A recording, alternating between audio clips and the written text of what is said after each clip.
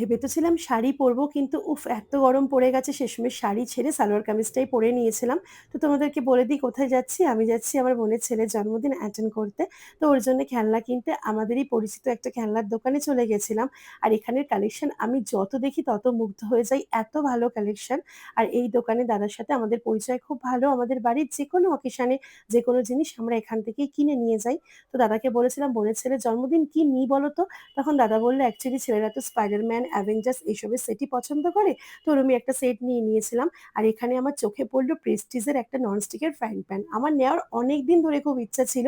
তাই দাদাকে দাম-টাম জিজ্ঞেস করলাম। এট লিস্ট নিলে একটু ধোসা তো করা যাবে। আর এখানে ওর গিফটও পুরো একদম প্যাকিং করা রেডি হয়ে গেছে। আর গিফট নিয়ে যাওয়ার পর ওর মুখে আনন্দ দেখো, যেমন খুশি তেমন লজ্জা। ও বাবা! কে খুলতে শুরু করে দিয়েছে। বাঙালিদের একটা হয় না এক্সাইটমেন্ট, আমাদেরই হয় না। এই থ্যাংক ইউ বলেছিস? আরে না বলতে বাচ্চা মানুষ থাক। ওই মাসিকে আবার কি থ্যাংক ইউ? মাসি কোথায়? দিদামা।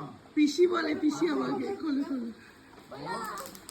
আর অনেক চেষ্টা করে গিফটটা খুলতে পারল না, তাই একটু নেকু কান্না কাঁদলো। শেষমেশ ওর দিদি ওকে গিফটটা খুলে দিল।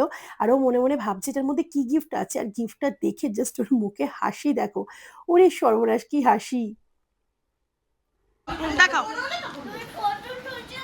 হ্যাঁ, পছন্দ হয়েছে? আচ্ছা ঠিক আছে।